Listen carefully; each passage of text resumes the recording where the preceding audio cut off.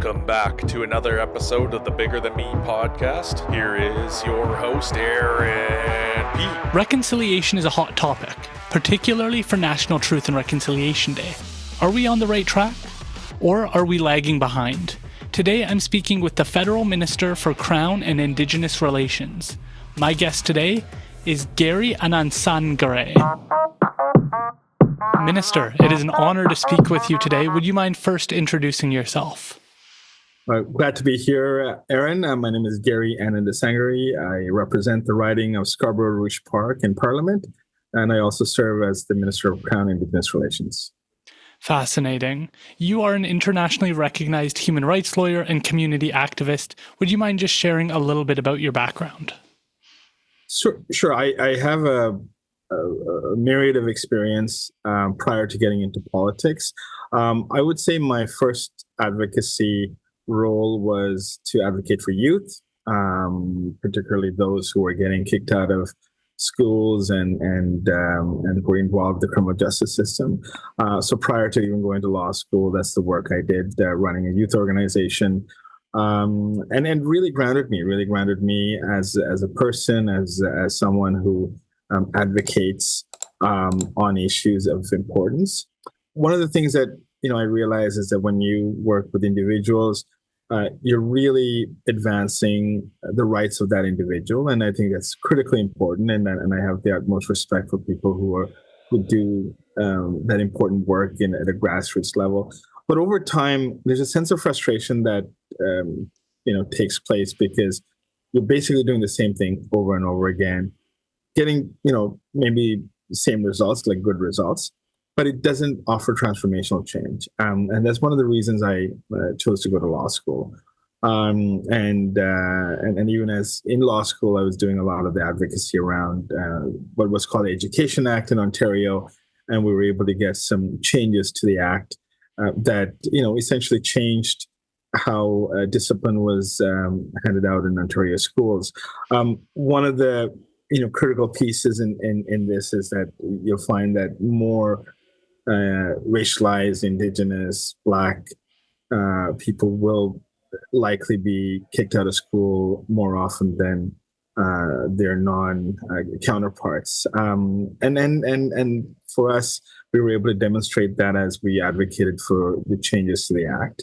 And eventually the Act was changed, and we do see differences in the way students are supported, and if they do make a mistake, are addressed, as part of both the school system as well as the criminal justice system. So for me, that's where I started. From there, I did some work at the UN Human Rights Council and advocating for accountability. One of my most important interactions was with what is called the Mothers of the Disappeared. So many mothers, and oftentimes it's also the spouses who lost their husbands during the conflict in Sri Lanka. And that's really been a source of enormous pain and suffering for people. So I was able to work directly with survivors, with a sense of determination that, their loved ones will either come back or they need answers, for their loved ones. And it is something that I'm able to translate in the kind of work that I do right now, because the loss of a child or a spouse or anyone in your life without answers, without closure, leaves a lot of unanswered questions and leaves an enormous amount of pain that oftentimes haunts you, and you can't let go. You can't really move on with your lives, and I find that the law sometimes offers hope, but sometimes doesn't give you the type of resolution that you need, which is to really have the right answers for what happened to your loved one. So this all kind of, I think, helped me build as an advocate. I still look at the role that I have as a minister, as an advocate, as someone who's advocating for the rights of people, in this case, particularly Indigenous people. I'm very grounded on the UN Declaration on the Rights of Indigenous Peoples. I would say that's one of my guiding guiding lights and the North Star. I was involved with the private members bill when Robio Saganash, the former MP, brought it forward, and it's inspired really by the depth of support he was able to mobilize from across Canada, and we traveled the country together as part of the committee travels. And I remember being in Delta, British Columbia, and we had people that came from all over British Columbia and just talked about UNDRIP as such a central part of the next phase of the relationship between Canada and Indigenous peoples. And that really woke me up, really, I think, enabled me to see the potential and be able to work with our government and ministers at that time to be able to bring that into both law as well as now the implementation of it. And again, I think this is the type of transformational change that we're able to do, in government. And at the end of the day, I think that one of the major achievements for us in terms of reconciliation is the resetting of this course, the resetting of this relationship, and having a path that is now grounded on an internationally recognized and understood human rights frame. But with the full view that we have so much work to do ahead. Would you mind sharing one of the interesting pieces I find really important is that as a minister, you're given a mandate letter. And I find that so fascinating just as a council member, because we get given portfolios, but we don't get given mandate letters, which can often give life to the approach that you're going to take, guidance when you're having a tough time, maybe choosing between one path or another. It's kind of a guiding force for you. Would you mind talking a little bit about your mandate letter? Sure. The mandate letter was prepared for my previous minister, Minister Miller, and my task and the task of the team that I have at the minister's office is to be able to implement the specific recommendations that we have, the specific mandate we have to execute within government. So within our mandate of the government, which could be over the next year, we have a number of things that we need to complete, including, the UNDRIP action plan, as well as work around missing and murdered Indigenous women and girls, ensuring that we work towards modern treaties, closing off treaty discussions and initialing them. So there's a range of issues that continue to be priorities for us. What I find is a mandate letter gives us, crystallizes the direction that we need to take and the priorities that we need to place on a range of issues. And it's something that we are guided by. We're going to have a retreat in a couple of weeks, and we will review the progress and also, again, prioritize where we need to go.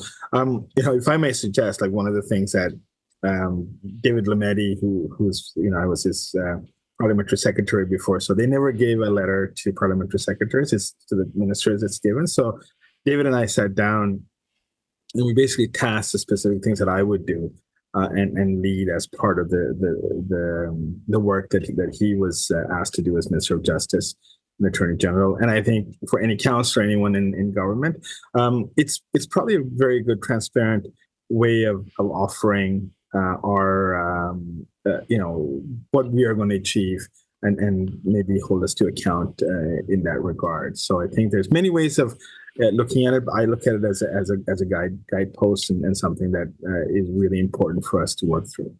I couldn't agree more. In July, it sounds like there was a bit of a debacle. Regina Crowchild, she was a proxy for Chief Roy Whitney, and she made some comments accusing you of being on your phone during this meeting. And it sounds like there was feedback given from your team saying that was not the case. Would you mind clarifying somewhat what took place there? Actually, I did not have my phone, and I wasn't looking at the phone. I mean, she may not be. In fairness to her, I don't think she may have seen me up close because there was a bit of a barrier as well in the distance. And I was sitting right beside the national chief at that time. I think it was to get the attention of the audience, as well as I guess ensuring that I focus on her questions. I was taking notes. I usually take notes when there are meetings, and sometimes we have like 7, 8, 9 different interventions to which we need to respond. So I oftentimes take notes. The lawyer in me, I think, kind of naturally gravitates to that, and for me, it was a very important message to be open and transparent. I'm not about to correct someone of an elder in that kind of a setting. I don't think that was appropriate. But our office did send clarification to the media that reported it as such. But we're also in a world of TikTok and other social mediums where it's moot by the time clarification goes out. But for me, that wasn't the central part of my attendance at the Assembly of First Nations. I had some incredibly important meetings that led to several announcements, including establishment of tables, as well as continuous work on treaty negotiations. The relationship is fragile, right? And the best of times is fragile. I believe that over the last 9 years, our government has we've done a lot of work to build that trust, but we're also working in a backdrop of over 157 years of colonization and distrust. So you can't undo it overnight. So for me, was I irritated by it? Yes. But was I, did it change the way I do things? No, because ultimately it is about delivering results. And to me, I am confronted oftentimes with people who look at me not as who I am. They look at me as a representative of the Crown, and ultimately, I respect that, and I respect that I have to work harder each and every day. The only way I can overcome misconceptions or people's anxieties or anger sometimes is just to prove them wrong by working harder to do the right thing.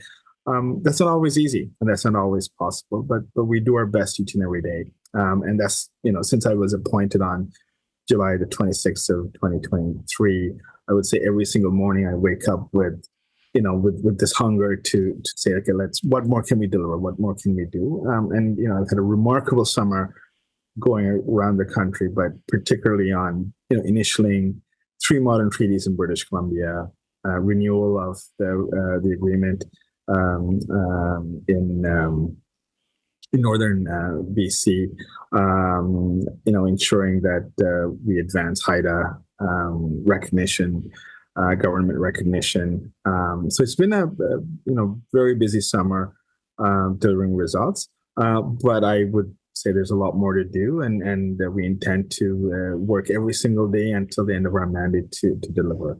May I ask, just on a personal note, your file is incredibly challenging, as you describe. There's an incredibly long, complicated, dark history at times in regards to the work you do, and the work you're doing is incredibly important.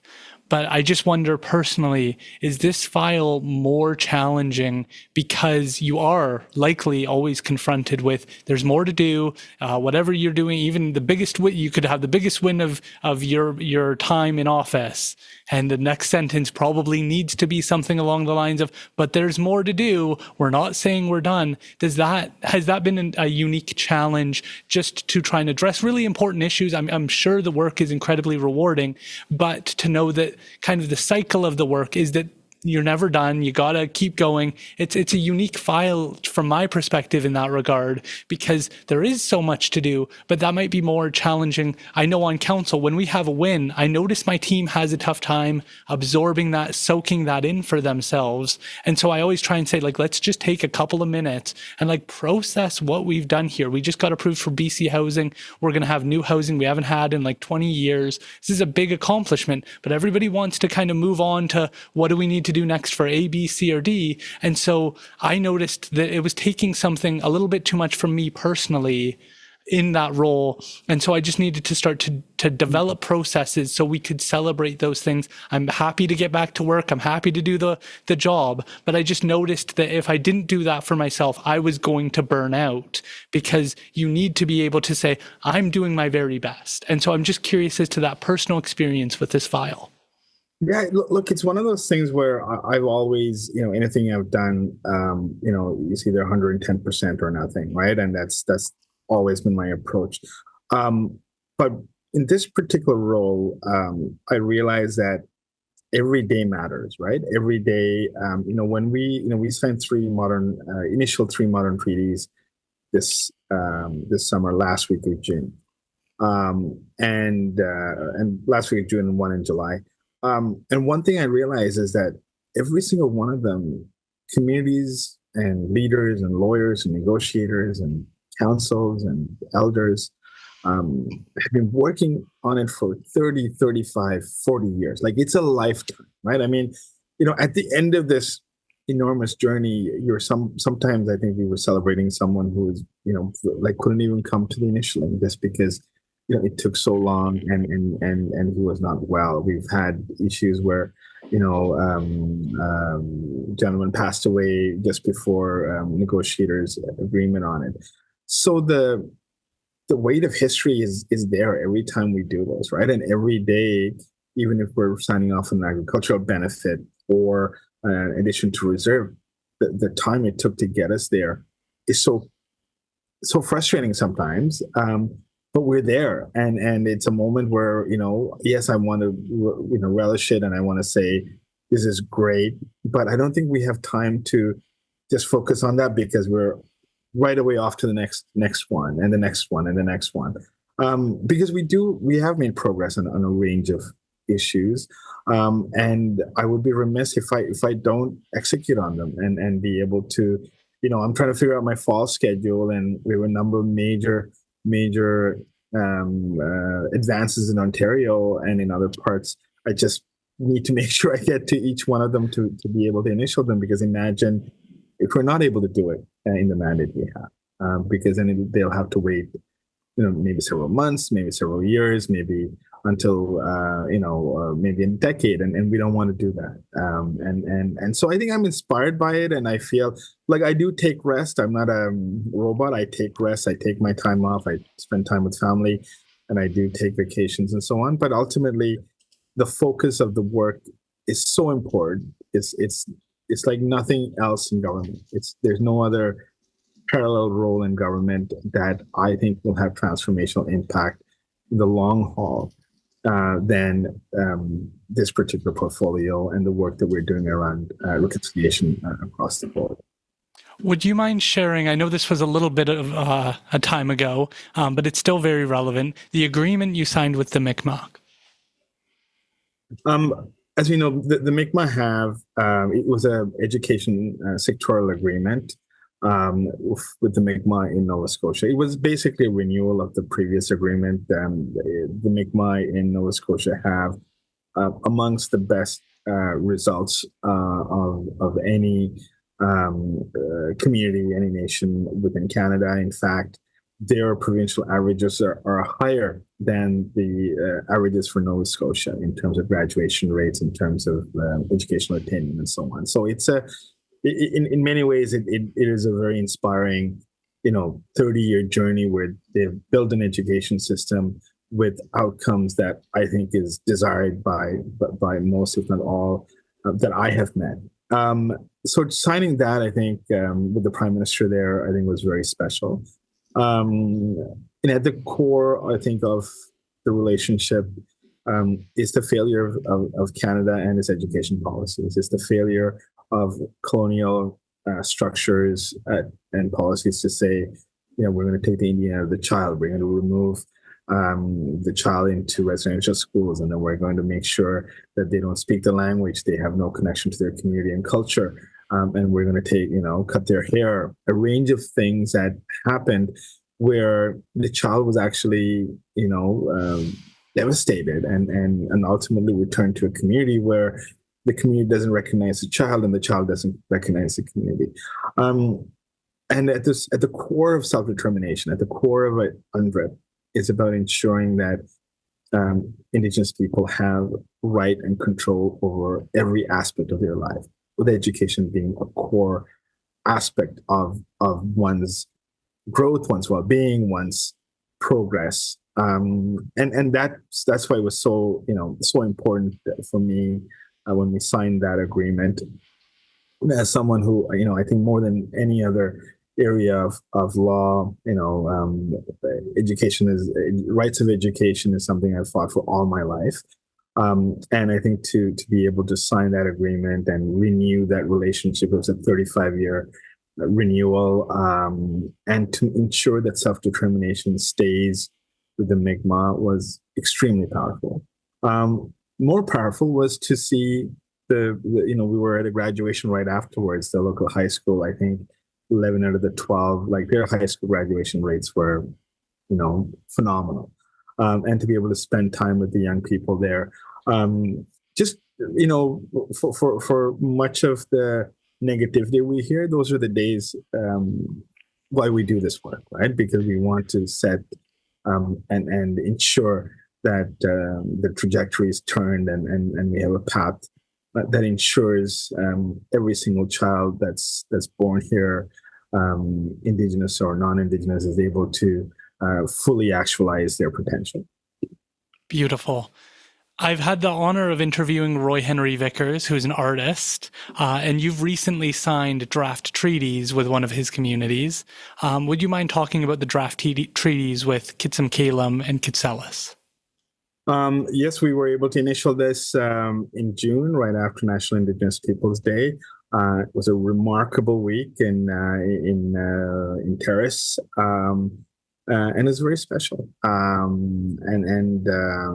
It's one of those things where, again, we're talking about people that have been working for 30, 40 years towards establishing a treaty, and we were able to initial it and go to the next step of ratification and consultation. It was special for the communities. I mean, I couldn't underscore the incredible partnership that we were able to nurture. Minister Rankin and the province of BC were, are incredible partners for us in this journey.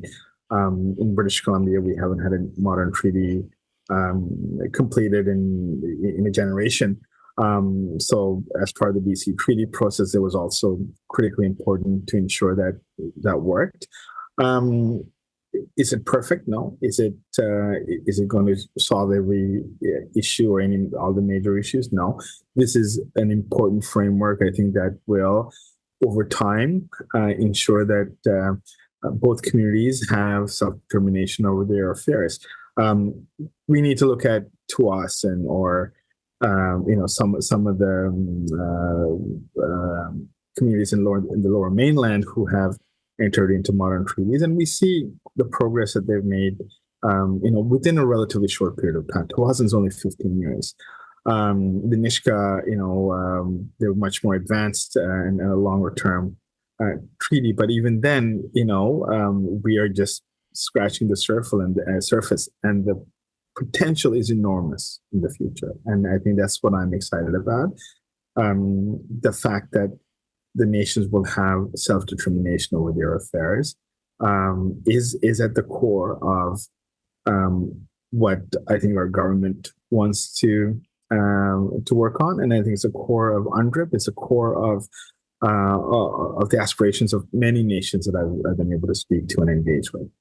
Is there a piece of the treaty process that stands out to you? Right now, we have a provincial election underway, and John Rustad seems very focused on economic reconciliation. I'm just wondering, within these treaties, is there a piece that stands out to you that's important, that differentiates it from historic treaties? How do you process the document itself? Look, the number treaties, are from a very different era with a different set of objectives. The modern treaties are fully hashed out over several decades of work, and it ensures self-determination. It ensures land that goes back to the nation. It ensures establishment of a government and order and different structures within government.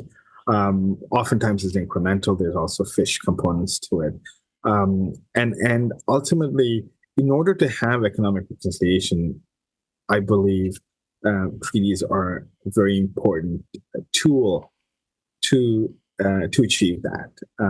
I think it's relatively easy to talk about economic reconciliation without talking about the underlying issues. And if we do not have self-determination over, aspects of people's lives, many aspects of people's lives, including taxation, then the latter is almost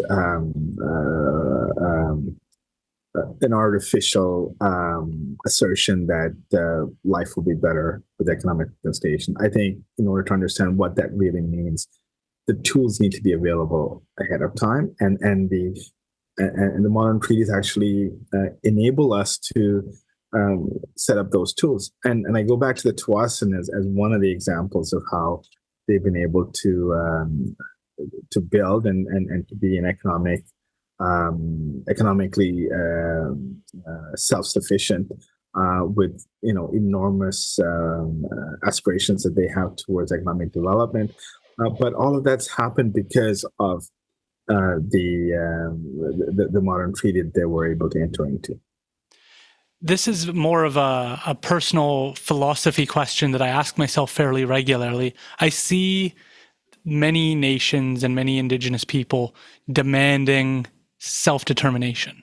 And the only piece that I want to hear a little bit more of from my counterparts, my colleagues, is the responsibility that comes with that self-determination. That's just something I personally worry about. As my own nation, we look at wanting self-determination. I constantly stress that with self-determination, we can no longer ask to shift the blame to municipalities, the provincial government, the federal government. With that idea of being able to have that self-determination, we need to own our own mistakes and not point at you, at your colleagues for the problems that we're facing. Now, certainly, caveat being many Indigenous communities are in different places and some of them aren't asking to be free and make their own calls. But I do see that their balance needs to be struck, where if an Indigenous community is reaching that point where they're able to have the money they need to invest in their community, that they have to own the outcomes for their community, that they can't point it at you or the local provincial minister. They have to take that on themselves. And it's a shift that I think needs to come with that. Do you have any reflections on that? I would say that, the vast majority of the interactions I've had, there's never been that, shift of blame. I think the modern treaties, there's 27 of them right now across Canada. Each one of them are on a separate journey. We are in the cusp of signing the first full justice agreement in the Yukon. This will be the first one in Canada with true drawdown rights for justice. And it's been done incrementally. So if you look at the journey we've had, and we can go back to 50 years of modern treaties, they have been incremental. They have oftentimes been very frustrating because of the length of time it's taken. But I think we get to a point where this is naturally the willingness, the ability, the strength, and the capacity is there for communities to be self-governing nations. And I think there are sometimes misconceptions that we can do this overnight. We can't, and I think there's realization that when we take the longer term view, and frankly, and a lot of the blame I think still falls on the federal government because some of the treaty commitments are delayed or have not been fulfilled in a timely manner. So I think there is enough blame to go around with both the provincial and federal governments. But I do think ultimately, my perspective is that we have advanced treaties to a point where communities and nations are ready, willing, able, and have the capacity to take it on and to flourish. And it's not perfect, but I think they will have their own journey. Each one of them will make mistakes, but also they will correct their mistakes, and they will be held accountable to their own people. Fascinating. The way that we got connected was through your work with Comox First Nation and the treaty they're working on. Would you mind sharing some of the background on that agreement? Sure, it's very similar to the other two. Again, Comox, I think it's about 35 years in the making. The initialing, I think we did in July the 22nd of last couple months ago. Fish was a major component of it to ensure that there's traditional fishing rights are protected. Again, it was a very difficult journey, and I think we got to a point where I think we all went to the former chief's house to initial the final treaty because he was not well, and we wanted to make sure that his life work was respected and recognized. But it was also great to see young people there who had so much hope and aspirations. In fact, there's a family visiting from the Netherlands on the island, and they just happened to be there. They said this is happening, and we wanted to see what this is like. And I was talking to them, and they were quite overwhelmed by what the significance of the moment. I think for the community, I can't speak for the community, but I can tell you as someone who's witnessed the third initialing, and the first one I signed was the first one we've signed in Saskatchewan was the Whitecap Dakota last year, and I did it a few days after my appointment. Every single one of them is exceptionally meaningful and real and heartwarming, because it is about getting out of the Indian Act. It is about saying that Canada no longer relies on a racist government legislation to define a relationship. It is about saying that every person has agency and sovereignty and self-determination. And as a people, Canada and the Comox, for example, are able to coexist as partners with our own set of responsibilities. But ultimately, the Comox people will be able to be the drivers of their destiny. I visited the Comox maybe 6-7 months ago, and I saw the potential they have. It's enormous, and oftentimes it's tied down because of the challenges of the Indian Act, and the journey to get there has not been easy. And I'll be probably the most frustrating part of the treaties is the length of time. But I think we're in a better place, and we want to continuously be able to do this for nations that are ready to move forward. You also introduced legislation to recognize the Haida Nation's inherent rights of governance and self-determination. I had a few journalists actually reach out and say they didn't feel like this story got a lot of coverage. Would you mind giving us some insight into this? Sure. There's also another story with the Haida that I would love to talk about. I was able to. I visited them. I was in Haida Gwaii this year in the summer, but last year S16 was introduced, essentially recognizing the Council of the Haida Nation as the government of the Haida people, and ensuring that they represent their people and the establishment of the government.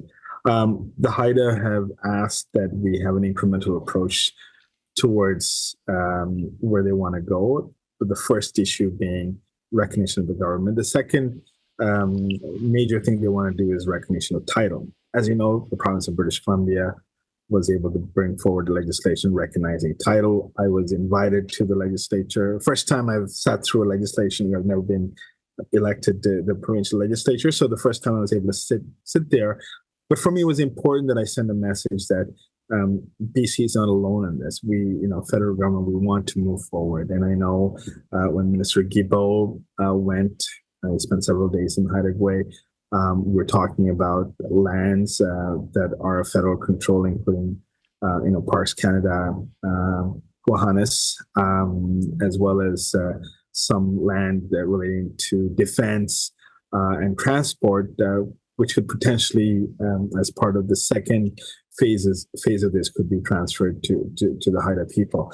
At the backdrop of this, there's ongoing litigation that will, continue to, I think, haunt both of us until we have resolution. So while we're moving forward, we also know that there is litigation that's been ongoing for decades about title and the nature of title, and it was first resolved with the Nishka, but we are here in Haida Gwaii trying to resolve it before we go to trial, because I think it is such an incredible area, such a serene, spectacular history, and I was so moved, I think, by the connection people had to their land, and what it represents, I think, for Canada, for North America, for the world, and we're in a moment where giving land back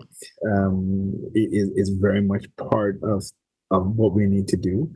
Albeit, I think we're not as advanced there yet, and I'm hoping over the next, the course of our mandate, will be able to advance some work towards returning the land. This is just a question about relationships. You've spoken fairly highly of the work the BC government's doing currently. That's under BC NDP leadership and David Eby. Currently, there's a provincial election. I know that's not federal, but as I mentioned, John Rustad, the leader of the BC Conservatives, have talked about repealing UNDRIP, and you've spoken highly of this legislation. Do you have any recommendations, thoughts, or reflections that you'd want to share with Mr. Rustad as he looks at that decision? Look, I don't want to necessarily get involved in the BC election, but I can be very clear with respect to the federal objectives. Any government of Canada, any provincial government that goes back on reconciliation, every aspect of it, right? Whether it is on modern treaties, whether it's on UNDRIP, and BC DRIP is they're a couple of years ahead of us, or on a range of other advances that we have made. Any government that repeals or goes backward is taking Canada back. It is taking us back to a time where we're reinforcing systemic racism. I don't think that any of us want to live in a country where we have two classes of citizenship. I don't think we want to live in a country where we're not making every single effort to make all the mistakes that we have made, and to owning up to the failures of successive governments. We can couch all of this and say economic reconciliation is going to be the panacea to this. And I would be the first to say economic reconciliation is important, but it cannot be at the expense of everything else, and it cannot be an excuse to roll back, fundamental gains that we've made over the last decade. On the federal side, we've had a decade of what we call the lost decade, where there's no investments in housing. Every relationship we had with Indigenous people were based on the Financial Accountability Act and looking at every band council as someone who is fundamentally flawed and not fundamentally flawed and not not transparent and accountable. And I think we need to have a starting point where we are nation to nation. We are in an advanced state of relationship where we trust each other, and we have been able to build that trust. And that 10 years has accumulated into many, many years of neglect on housing, on infrastructure, on schools. And frankly, I think we have made enormous advances in the last 9 years. The BC government is the only government to, in fact, invest in housing for Indigenous people, which is over $1 billion of housing. And Minister Rankin always reminds me of this. And I think it's a remarkable record. Now, is that enough? No. We need to sustain the work. We need to continue it. We need every government here on forth to have the vision of closing the gap until the gap is closed, and then doubling down and ensuring that we have self-determination on every aspect of life. And I think for anyone seeking a leadership position in Canada who wants to lead a government, they need to think twice if they are for a second thinking about rolling back any of these rights and any of these advances. And I believe that Canadians, both Indigenous and non-Indigenous, are very committed towards making sure that we advance this work. I know it's a bit long answer, but my ultimate test is grade 5 students I speak to in schools in Scarborough. When I first started going to these classes in 2016, when I started talking about Indigenous issues, they would have very little knowledge of what I'm talking about. Today, I go into a grade 5 class anywhere in my area, but over 20 schools. The first question I would be often asked is about water. Then it's about missing and murdered. Then it'll be about, every child matters.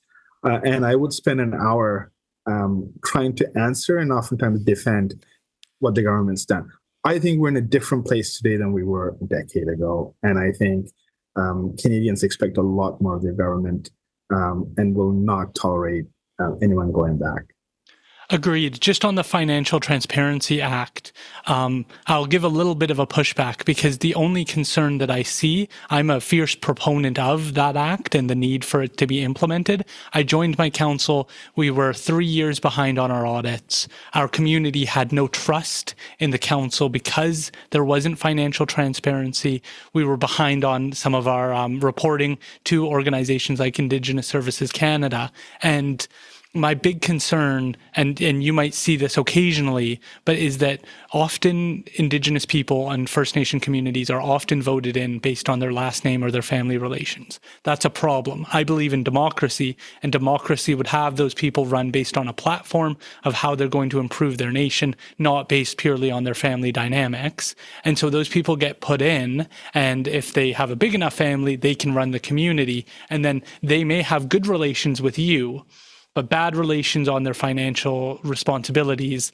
And then they might be a good partner between, say, me and you, but then they're not accountable to their community. And ultimately, I think that the Financial Transparency Act protects the community members from mishandlings of things. And I think that's really important because if we as a First Nation community are going to be a good partner, you need to know that we're coming to the table with the full support of our nation. But if we don't have up-to-date financials, people may have voted us in based on a misunderstanding of where the finances actually are. Look, I don't, for a second say that financial transparency or accountability is not important. I do think it's important, but my sense is that the previous act or the act that still is on paper focuses exponentially on that piece at the expense of the other work that needs to be done. I think when we're creating a relationship, when we're trying to build trust, we need to come with the understanding that your community is capable of governing itself. It's able to elect its leaders, is able to hold you accountable. And trust me, I have seen many an election, I would meet a chief and the next week I got a text saying, sorry, we were voted out. And I see it all the time. And I think that's the concern, right? And absolutely, I think it's important that that I believe that notwithstanding our preoccupation with the Financial Transparency Act, we have a great deal of adherence to best practices. We have a vast majority of the communities that were on a difficult financial journey have turned themselves around. And that's because we've been able to work as partners to get them through difficult times. And that's my point here. It's to make sure that when we build a relationship, it's not based on distrust, it's based on trust. Fair enough. The other conversation is around the caps on Indian residential school searches and the funding for that. Now, I just want to be transparent. I've had multiple conversations with people various on the political spectrum. I've spoken to Chief Willie Sellers from Williams Lake First Nation. We talked about his community and the actual searches that may go on in his community. Michael Moses, who's running for the BC NDP. But I've also spoken to individuals like Candice Malcolm from True North Media about her perspective and the book that her organization True North released, saying that perhaps there aren't these unmarked graves, that the CBC story that was initially reported has some problems with it, one of which is they find abnormalities. There's not bones that have been discovered. There's these abnormalities that may be bodies. And I'm wondering how you process this story. And then how do you decide, you've removed the caps on that search. How did you come to that decision? So I think we need to go back to, the first findings in Kamloops. And when we had, the Prime Minister and my previous portfolio holder, Mark Miller, from day one, our commitment was to support the journey that every community wants to undertake. And that journey could be, it's at their own pace, it's at their own methodology. It is it's an incremental process sometimes. And I think from the outset, we've made funding available for communities to undertake. Communities, and sometimes it's a group of communities, sometimes it's organizations to undertake that work. And that work is critical. And the absolute commitment that we have as a government is to be with the community each and every step of the way. This budget cycle, we had to make a very difficult decision because there was exceptionally high demand for resources. So we were, I think mistakenly put a cap of $500,000 per community. Which we eventually changed, and there's no longer a cap. And I think that's caused some anxiety amongst many survivors. I've been able to meet with many of them along the way, and I fully recognize that there was a mistake. And we are trying to, while we're trying to ensure broader work is done by more communities, we also did not appreciate the depth of work that was already being done. So here we are today, I think, as we lead up to September 30th, where our commitment is renewed. Our commitment is absolutely clear. We need more resources, and I will be seeking more resources towards long-term support for communities.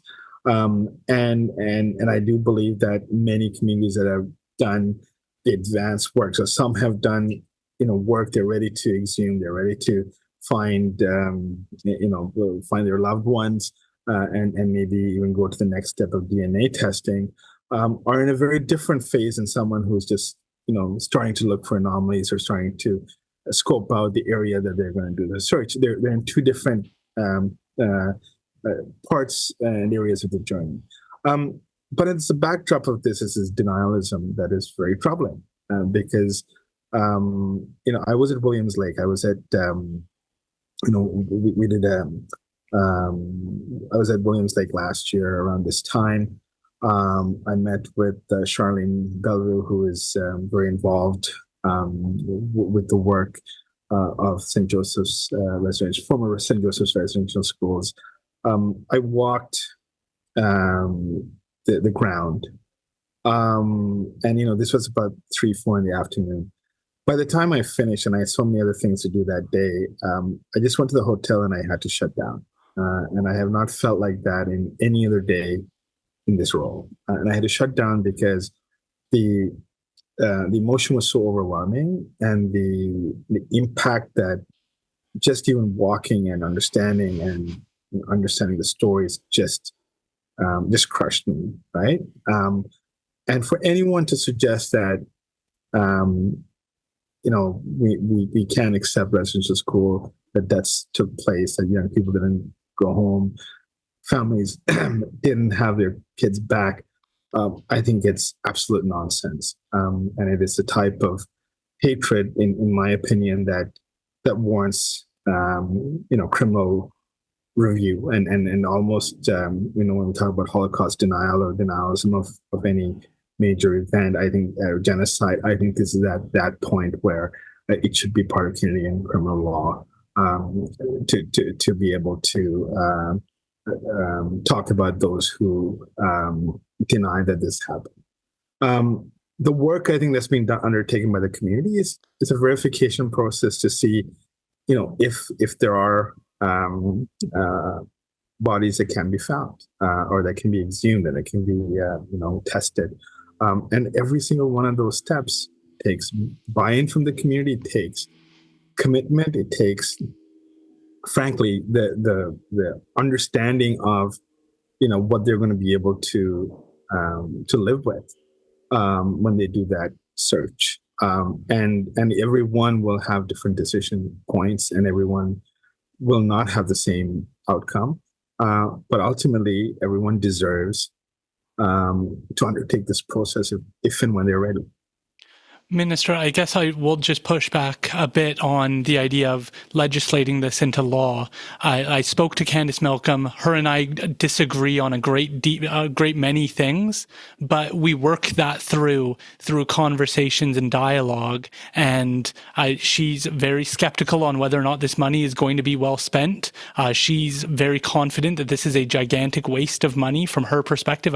I disagree with her. I lean much more towards let's do the research, let's give communities the opportunity to understand their history and make sure they verify these things.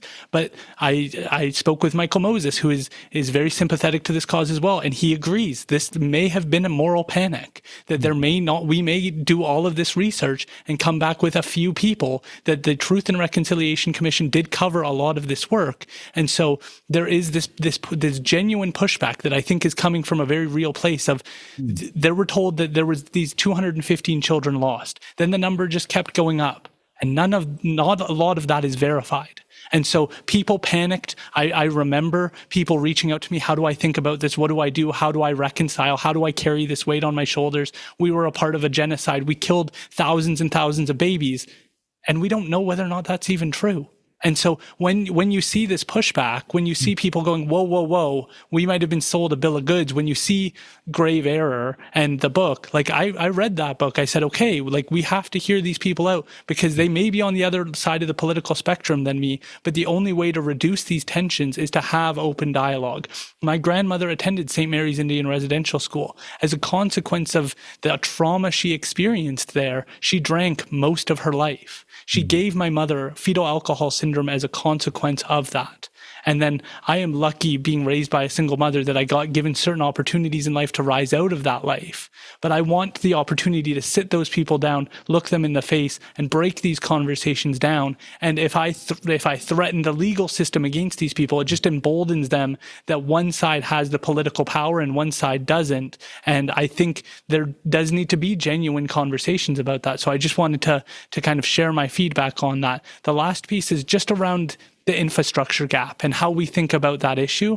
I've been very impressed personally working with representatives from Indigenous Canada. We're upgrading our water systems. We are looking at new subdivision feasibility studies. We are investing in making sure we have a clean sewage system that's going to allow us to continue to build new housing. And so I'm just wondering if you can reflect on the work taking place. I think the common one your government often hears is, what are you doing about clean water for Indigenous communities? Yeah, and look, clean water is probably of the major infrastructure issues.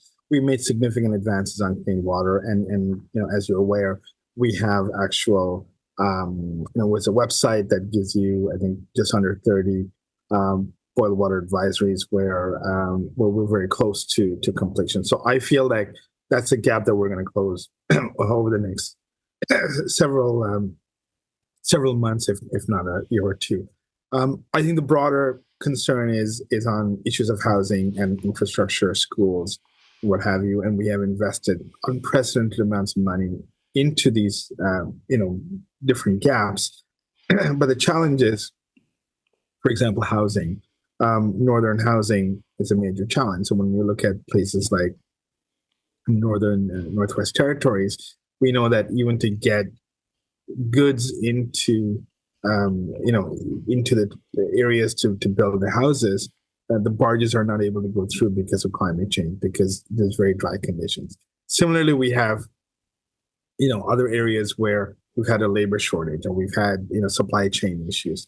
I do believe that our investments through, for example, the urban, rural, and northern housing, the $4 billion that will be going out, relatively soon, that will have an impact in communities. And I do think we need to have a sustained effort towards closing the gap. We're not going to be able to do it in a year or two. It's going to take time, but it's also going to take consistent investment. So it cannot be, as I said earlier, it cannot be that we invest for 10 years and the next 10 years we don't invest. This needs to be a continuous commitment by successive governments to be able to close this gap. Because ultimately, we know the housing conditions are horrible in some communities. That results in difficulties for learning.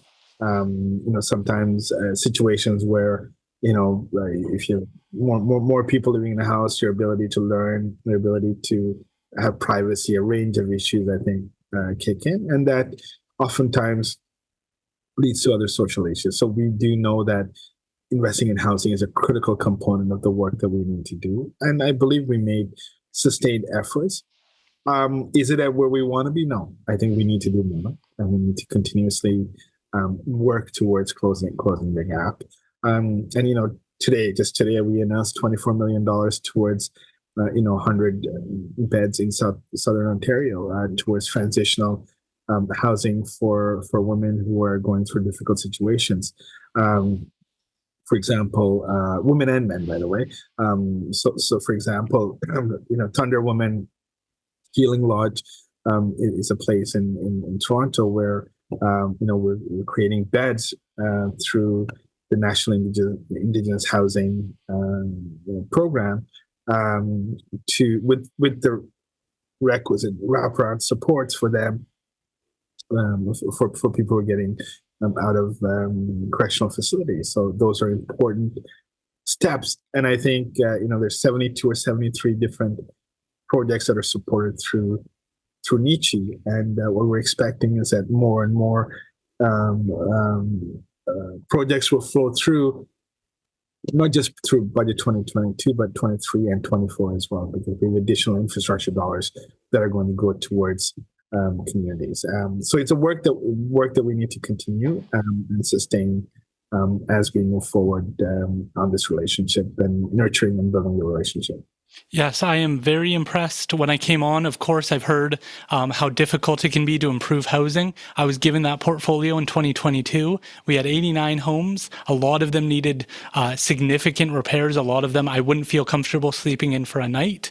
And since I've joined, we've repaired 35 of those 89 homes. And those are significant investments that are allowing people to have lower cost of living because their BC hydro charges or their electrical charges are lower. They have better air quality because they're able to seal their house when there's large amount of smoke.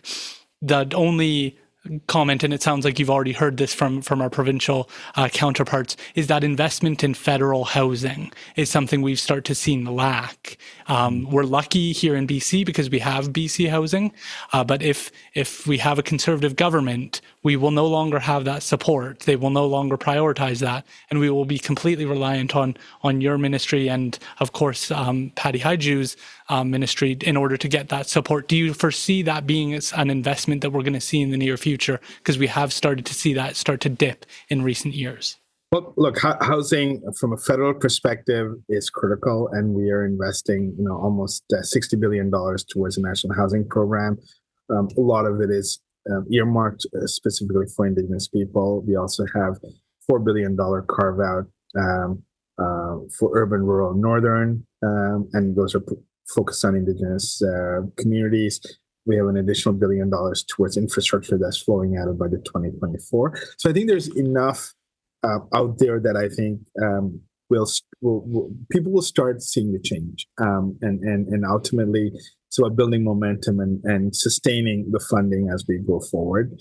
I do believe, especially in urban areas, there is a lack of supports that are available, lack of housing.